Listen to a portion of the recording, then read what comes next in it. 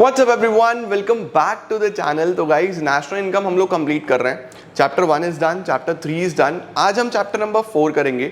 इसके बाद मैं आपको चैप्टर 2 कराऊंगा और ये यूनिट हो जाएगा कंप्लीट। तो इस वीक में हमें नेशनल इनकम और मनी बैंकिंग बिल्कुल कंप्लीट कर देना है, ताकि अगले वीक में जब हमारा इकोनॉमिक्स का टर्न आए तो हम लोग पूरा मैक्रो कंप्लीट कर पाए। तो चलिए जल्दी से शुरू करते हैं और देखते हैं चैप्टर नंबर 4 यानी कि मेजरमेंट ऑफ नेशनल इनकम में हमें क्या क्या पढ़ना है। Let's begin.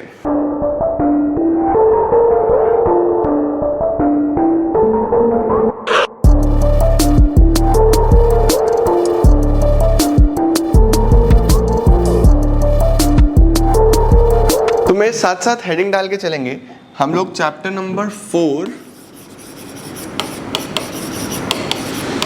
Measurement of national income.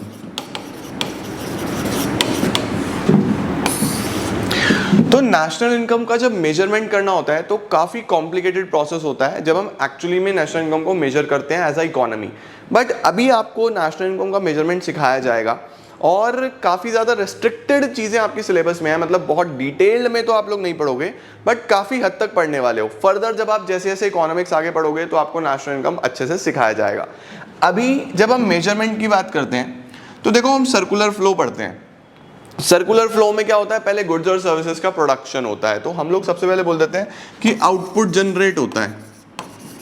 फिर आउटपुट जब जनरेट होता है, इसके इतने ही आउटपुट के वैल्यू के बदले में सामने वाले को पैसा मिलता है, जिसमें हम बोलते हैं कि आउटपुट से फिर इनकम जनरेट होता है। फिर वो इसी इनकम को खर्च कर देते हैं, एक्सपेंडिचर कर देते हैं। बेसिकली क्या खरीदने के लिए? यही आउटपुट खरीदने के लिए। तो हमारे पास इन तीनों की वैल्यू तो सेम ही होती है ना। मतलब कि चाहे हम आउटपुट से कैलकुलेट कर लें, चाहे हम इनकम से कैलकुलेट कर लें, चाहे हम एक्सपेंडिचर से कैलकुलेट कर लें, भाई सामान बनेगा, आउटपुट जनरेट होगा। उसके बदले में फैक्टर्स ऑफ प्रोडक्शन को फैक्टर पेमेंट करी जाएगी, जो उनके लिए फैक्टर इनकम होती है। फिर वो इनकम से खर्चा करते हैं एक्सपेंडिचर, जिससे फिर हम आउटपुट ही खरीदते हैं। तो बेसिकली नेशनल इनकम कैलकुलेट करने के भी 3 मेथड्स होते हैं। ठीक है, लिखेंगे हमारे साथ साथ। There are 3 methods. There are 3 methods of calculating national income। जब हम नेशनल इनकम कैलकुलेट करते हैं तो हमारे पास 3 मेथड्स होते हैं। कौन कौन से 3 मेथड्स होते हैं? सबसे पहला नंबर 1, नंबर 2 एंड नंबर 3। सबसे पहला हमारे पास होता है इनकम मेथड। भाई या तो इनकम से कैलकुलेट कर लो। नंबर 2 एक्सपेंडिचर मेथड, या आप एक्सपेंडिचर से कैलकुलेट कर लो।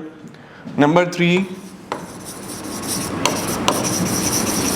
वैल्यू एडेड मेथड, या फिर आप वैल्यू एडेड मेथड से कैलकुलेट कर लो। तो देयर आर 3 मेथड्स जो आपको इस चैप्टर में पढ़ने हैं। इनकम मेथड से आप कैलकुलेट कर सकते हो नेशनल इनकम, एक्सपेंडिचर मेथड से कैलकुलेट कर सकते हो, या आप वैल्यू एडेड मेथड से कैलकुलेट कर सकते हो। तो तीनों में ही क्या क्या फॉर्मूलाज यूज होते हैं, क्या क्या चीजें यूज होंगी, आज मैं आपके साथ डिस्कस करूंगा और फिर हम क्वेश्चंस करेंगे अगली क्लास से। तो आज फॉर्मूलाज अच्छे से अपने मेंटेन कर लो, अच्छे से लर्न भी कर लेना जो फॉर्मूलाज हैं, ताकि हम आगे बढ़ पाएं। ठीक है, इसका स्क्रीनशॉट लो और इसके बाद हेडिंग डालो इनकम मेथड।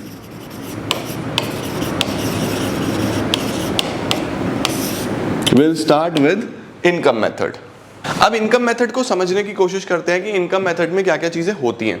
तो देखो, इनकम मेथड से हम लोग ये बोलते हैं कि जितने भी हमारे फैक्टर्स ऑफ प्रोडक्शन है, उनको अपनी सर्विसेज के बदले में जो भी एलिमेंट्स में इनकम मिली है, अगर हम उन सबको जोड़ दें तो वो बेसिकली हमारी इकोनॉमी की डोमेस्टिक इनकम बन जाती है। तो इनकम मेथड में हमें क्या मिलता है? इनकम मेथड से हम डोमेस्टिक इनकम पे पहुंचते हैं, यानी एनडीपी एट एफसी। और एनडीपी एट एफसी कैलकुलेट करने के लिए आपको 5 चीजें जोड़नी पड़ेंगी। याद रखना, कितनी चीजें जोड़नी पड़ेंगी? 5। 1 2 3 4 5। ठीक है, 5 चीजों में सबसे पहले होता है प्रॉफिट, दूसरा होता है रेंट एंड रॉयल्टी, तीसरा होता है इंटरेस्ट, चौथा होता है मिक्स्ड इनकम और पांचवा होता है कॉम्पनसेशन ऑफ एम्प्लॉइज, इसको हम सीओई भी बोलते हैं।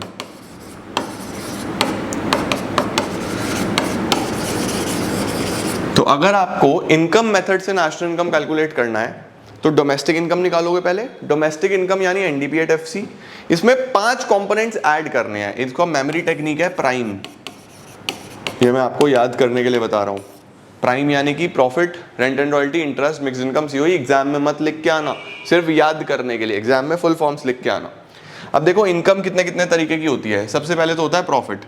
प्रॉफिट किसका होता है? प्रॉफिट होगा जितने भी एंटरप्रेन्योर्स अपनी कंपनीज चला रहे हैं, तो एंटरप्रेन्योर को अपनी सर्विसेज के बदले में, अपनी मेहनत के बदले में पैसा तो कमाना ही है ना, उसको प्रॉफिट बोलते हैं। अगर क्वेश्चन में प्रॉफिट गिवन ना हो तो आप ये 3 कंपोनेंट्स ढूंढने की कोशिश करना।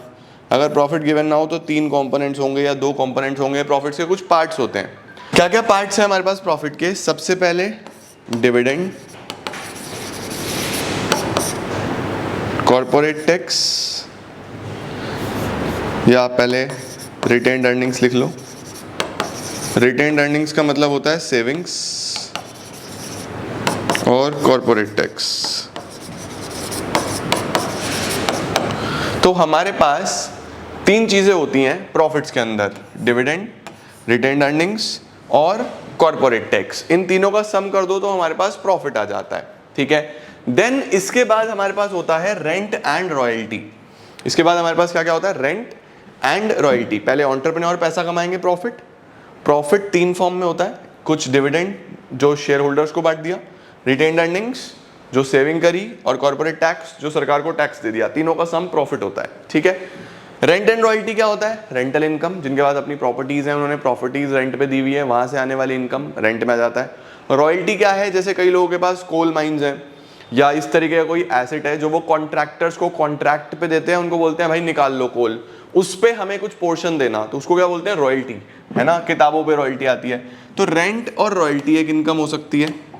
तीसरा होता है हमारे पास इंटरेस्ट।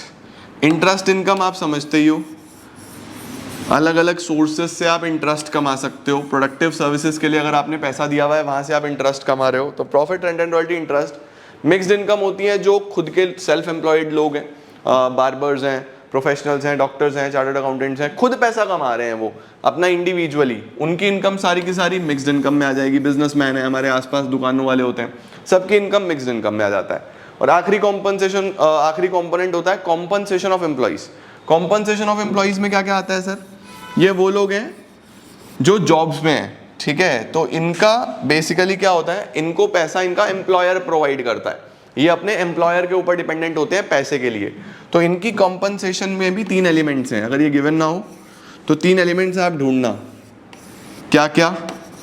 सबसे पहले वेजेस एंड सैलरीज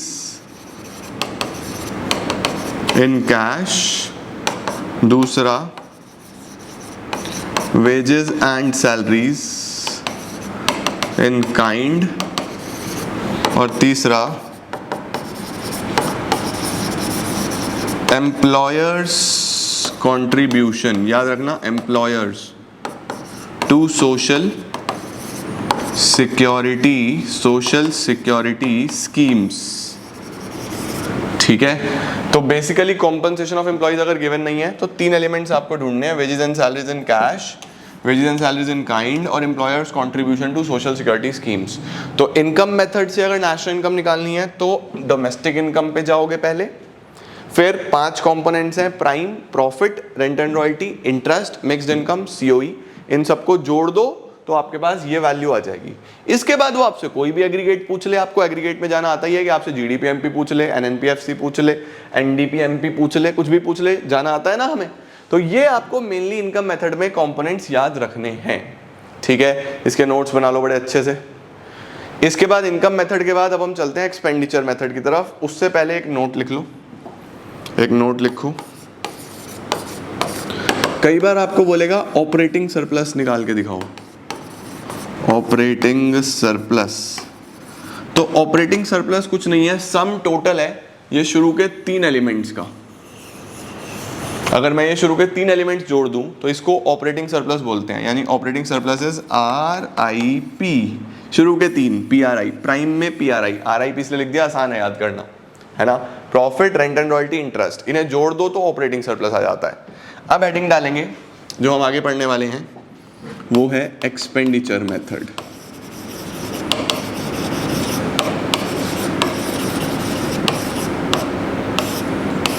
अब जो हमारे पास है वो है एक्सपेंडिचर मेथड।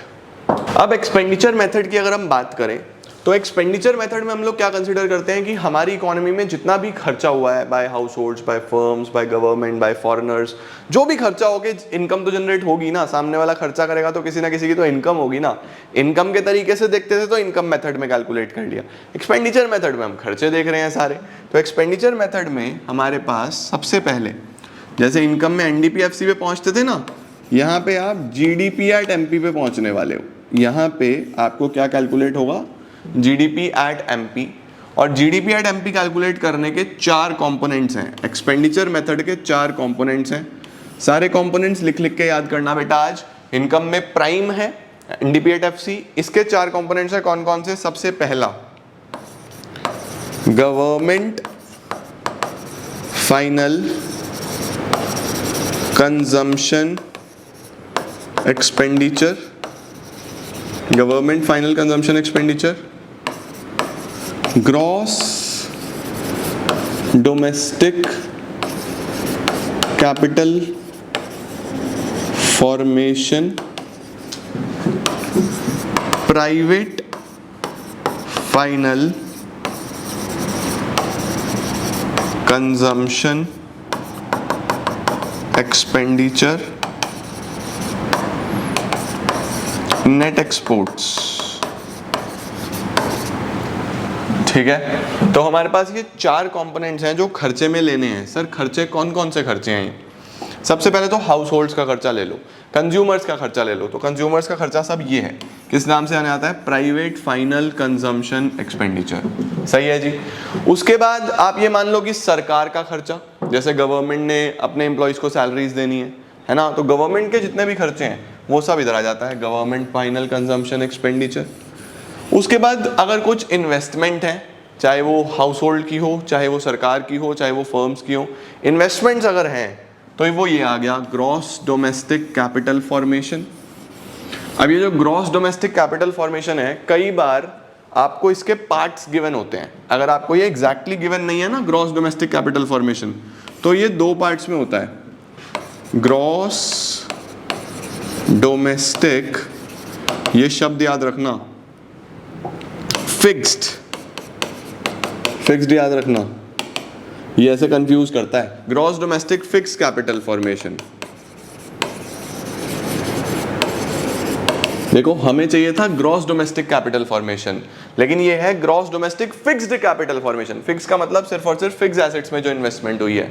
और अगर फिक्स दिया हुआ है तो इसमें आपको क्या जोड़ना पड़ेगा, चेंज इन स्टॉक जोड़ना पड़ेगा, चेंज इन स्टॉक या फिर इन्वेंट्री इन्वेस्टमेंट, इसको इन्वेंट्री इन्वेस्टमेंट भी बोलते हैं। चेंज इन स्टॉक का फॉर्मूला होता है closing stock minus opening stock. ठीक है, तो अगर आपको gross domestic fix capital formation दिया हुआ तो फिक्स कैपिटल फॉर्मेशन में आपको चेंज इन स्टॉक जोड़ना है, तो आपके पास ग्रॉस डोमेस्टिक कैपिटल फॉर्मेशन आएगा। सही है जी। इसके बाद नेट एक्सपोर्ट्स। नेट एक्सपोर्ट्स का हमारे पास क्या फॉर्मूला होता है, नेट एक्सपोर्ट्स हो गया हमारा फॉरेनर का खर्चा, exports minus imports. X minus m का मतलब है एक्सपोर्ट्स माइनस इंपोर्ट्स। तो अगर हम बात करें कि एक्सपेंडिचर मेथड से नेशनल इनकम कैसे निकलेगा, तो GDP एट MP निकालने का तरीका ये है, सीधा सीधा 4 कंपोनेंट्स ढूंढो, government final consumption expenditure, gross domestic capital formation जिसके अंदर gross domestic fix capital formation plus change इन स्टॉक्स होता है, प्राइवेट फाइनल कंजम्पशन एक्सपेंडिचर और नेट एक्सपोर्ट्स। बस इन्हें जोड़ दो, GDP एट MP मिल जाएगा। GDP एट MP के बाद फिर जो बोलेगा, जहां बोलेगा वहां चले जाएंगे। ठीक है, आज मेरा काम आपको कंपोनेंट्स लिखवाना है, इन्हें देख के घबराना मत, कितने सारे कैसे होंगे, क्या होगा, कुछ भी नहीं है, बहुत सिंपल है। बस नोट्स बना के चलो, मेरे साथ साथ वीडियो में तैयारी करते चलना, डेफिनेटली हो जाएगा और बहुत अच्छे से हो जाएगा। टेंशन मत लेना बिल्कुल भी। पहले पहले देख के लगता है इतने सारे से क्या होगा, ये है वो है, डरना नहीं, सब हो जाएगा, कुछ नहीं है। ठीक है, अब ये तो हो गया हमारा एक्सपेंडिचर मेथड। अब कई बार क्या होता है बेटा ये फिक्स कैपिटल फॉर्मेशन के कंपोनेंट्स पूछ लेता है। न्यूमेरिकल में तो नहीं आएगा, लेकिन थियरी में एक नंबर में आपसे पूछ सकता है कि gross domestic fix capital formation के क्या क्या कंपोनेंट्स हैं। तो देखो, जो फिक्स्ड इन्वेस्टमेंट है वो 3 तरीके की हो सकती है। फिक्स्ड इन्वेस्टमेंट कितने तरीके की होगी? 3। सबसे पहली ग्रॉस फिक्स्ड बिजनेस इन्वेस्टमेंट, भाई जो बिजनेस पर्पस से करी गई है, ग्रॉस फिक्स्ड बिजनेस इन्वेस्टमेंट। उसके बाद होती है हमारे पास residential investment, gross fixed residential investment, ये हो गया जो मकान बनाने में खर्चा हुआ है। और तीसरा होता है पब्लिक इन्वेस्टमेंट, जो गवर्नमेंट ने डैम्स ब्रिजेस वगैरह पे बनाया है, उसको हम बोलते हैं public investment, gross public investment.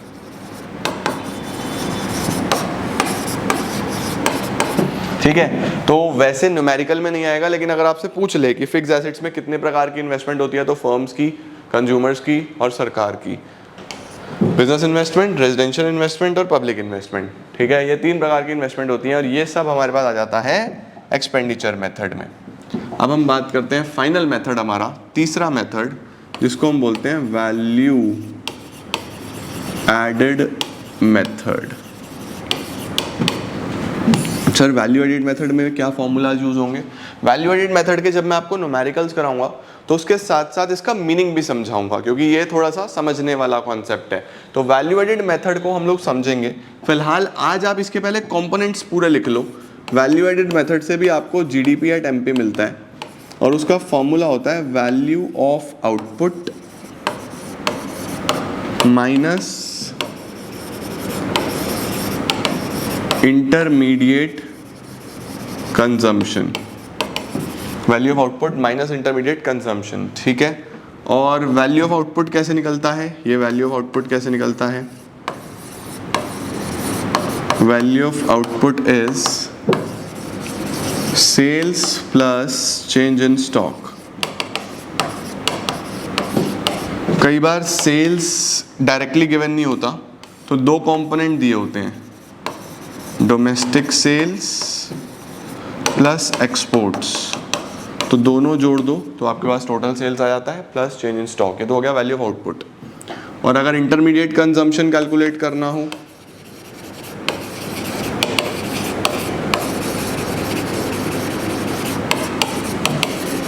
तो इंटरमीडिएट कंजम्पशन में हम लोग बोलते हैं purchase of raw material mainly. याद रखना,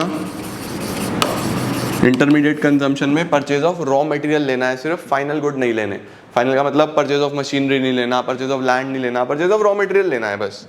कई बार परचेजेस भी गिवन नहीं होता, तो फिर क्या होता है?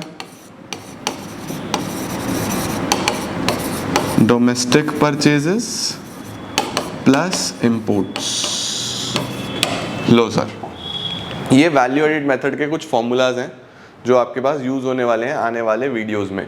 तो आज का जो पर्पस था मेरा वो ये था कि मैं आपको सारे फॉर्मूलाज नोट करवा दूं तीनों ही मेथड के, और थोड़ा सा आपको एक ओवरव्यू हो जाए कि हम 3 तरीके से नेशनल इनकम कैलकुलेट करने वाले हैं, income method, expenditure method, value added method. सबके फॉर्मूलाज आपने लिख लिए, नोट्स बना लिए। बस अब हम अगली क्लास में फटाक से जल्दी से हम लोग सारे के सारे क्वेश्चंस करते चले जाएंगे और आपका परफेक्शन आ जाएगा नेशनल इनकम पे भी। इन सब से न्यूमेरिकल पक्का बोर्ड्स में आता है, 100% बोर्ड्स में आता है, तो घबराना नहीं, मेहनत करनी है इस टॉपिक के ऊपर और बहुत अच्छे से हम लोग करेंगे। बस इसी ऑर्डर में मेरे साथ साथ पढ़ते चलो।